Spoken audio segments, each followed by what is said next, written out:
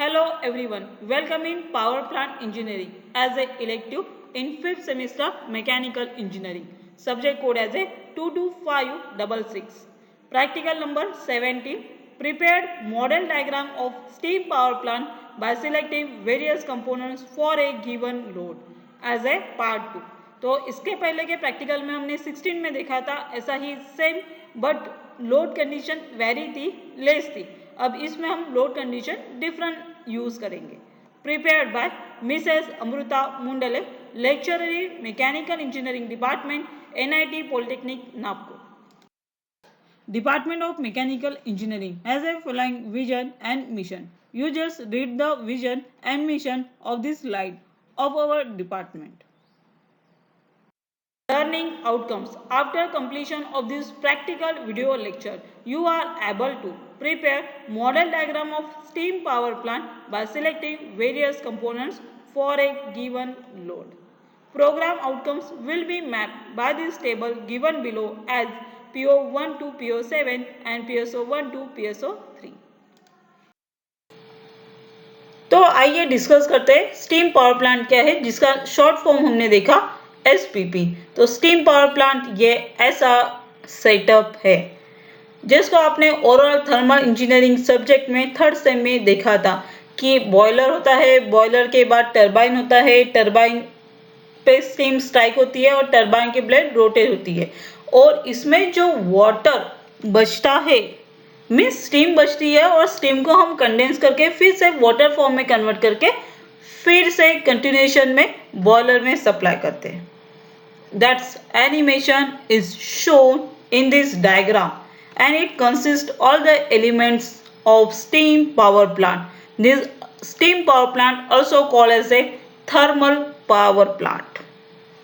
तो यहाँ पे आपको स्टीम जनरेटर दिख रहा है, मीन्स आपका बॉयलर, उससे अटैच टरबाइन है स्टीम टरबाइन, उससे अटैच हमारा जनरेटर है, जनरेटर से इलेक्ट्रिसिटी प्रोड्यूस होके इस टावर में जाएगी और ये कंज्यूमर तक पहुंचाएंगे. इसके बीच में टरबाइन पे जो भी स्टीम स्ट्राइक होके बचेगी उसको हम रीयूज करने के लिए कंडेंसेशन में भेजेंगे. कंडेंसेशन में वाटर फ्लो होगा, जिसके कांटेक्ट में स्टीम आएगी तो स्टीम वाटर में फेज चेंज करके फिर से हम उसको रीयूज करेंगे बॉयलर में. तो इस तरह से हमारा स्टीम पावर प्लांट वर्क करता है. It is a simple working. So let us discuss layout of steam power plant. Steam power plant तो हमने देख लिया कि बॉयलर होता है, बॉयलर से आपका टरबाइन होता है, टरबाइन के बाद जनरेटर होता है, टरबाइन का जो रिटर्न आता है वो कंडेंसर में जाता है और कंडेंसर का जो रिटर्न आता है वो बॉयलर में जाता है. ऐसे ही हमारी प्रोसेस चलती रहती है. तो अगर हम लेआउट के बारे में बोलते हैं तो इसमें बहुत सारे डिफरेंट कंपोनेंट्स आते हैं. जैसे कि बॉयलर है तो बॉयलर के अंदर क्या आएगा, बॉयलर में लगता है कोल प्लांट. जैसे कि कोल आता है, कोल का स्टोरेज है कंबशन के लिए. जैसे कि ये फर्स्ट रेड जोन आपको दिख रहा है, तो coal storage and coal handling plant ये बॉयलर के लिए होता है कंबशन प्रोसेस के लिए. इस कंबशन के बाद जो ऐश जनरेट होती है इसको भी हम एक प्लांट के थ्रू, ऐश हैंडलिंग प्लांट के थ्रू स्टोर और रिसर्कुलेट करते हैं.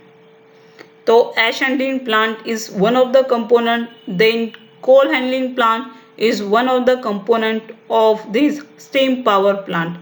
So all elements are come in layout of steam power plant and this is a type of layout. It consists all the components of steam power plant in detail. Then boiler में efficiency बढ़ाने के लिए air preheater, economizer, superheater ये सारी चीज़ें होती है. जो भी हाई प्रेशर बॉयलर यूज़ करते हैं उसमें ये सारे इनबिल्ट प्रोसेस होती है. तो ये हमारा सेकंड कंपोनेंट है जिसमें स्टीम जनरेशन होगा बॉयलर में बाय दिस प्रोसेस, और यहाँ से जो सुपर हीटेड स्टीम रहेगी वो डायरेक्टली जाएगी टरबाइन पे.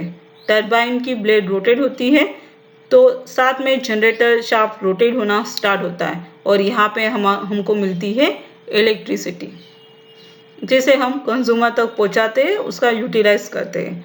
बची हुई जो स्टीम है टरबाइन ब्लेड को रोटेट करने के बाद उसे हम एग्जॉस्ट स्टीम बोलते हैं, उसे हम कंडेंसर में कूल करते हैं by using of cooling tower and river water. तो यहाँ पे वाटर का कूल वाटर का सर्कुलेट होता है, तो यहाँ से स्टीम जो आती है कंडेंसर में वो कूल होके स्टीम का वाटर फॉर्म में कन्वर्ट होता है। टेम्परेचर थोड़ा कम होता है पर कन्वर्शन ऑफ फेज होता है steam to water.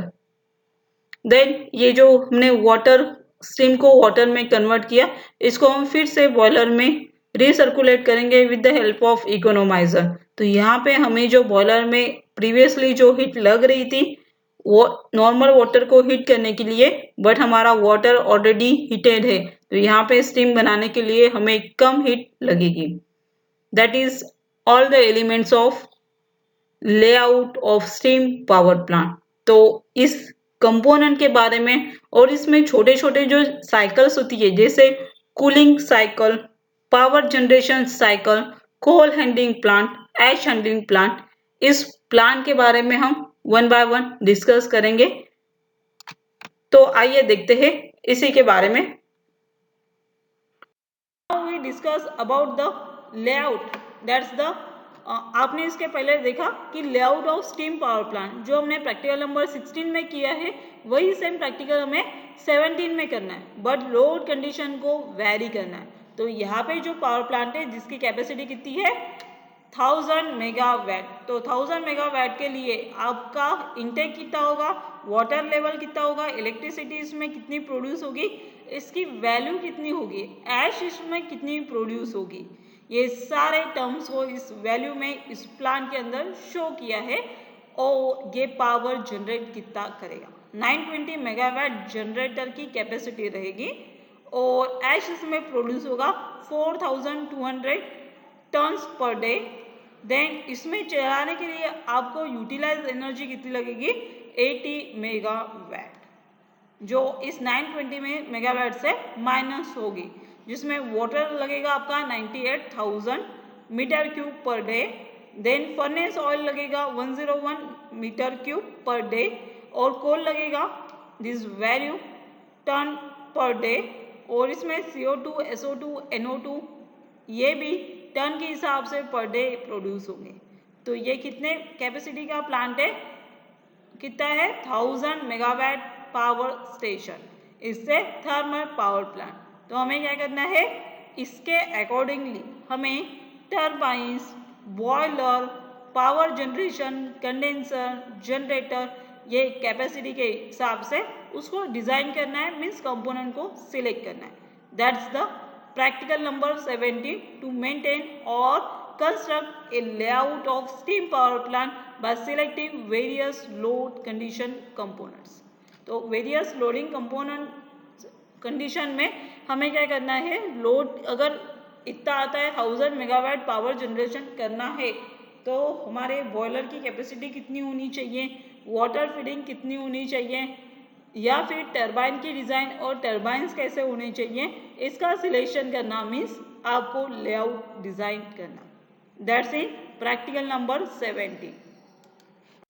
Now let us discuss practical outcome achieved by this practical video lecture as prepare model diagram of steam power plant by selecting various components for a given load. That's part 2.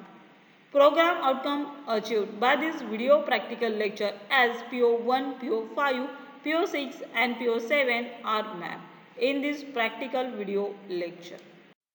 Thank you. Happy learning. Stay online.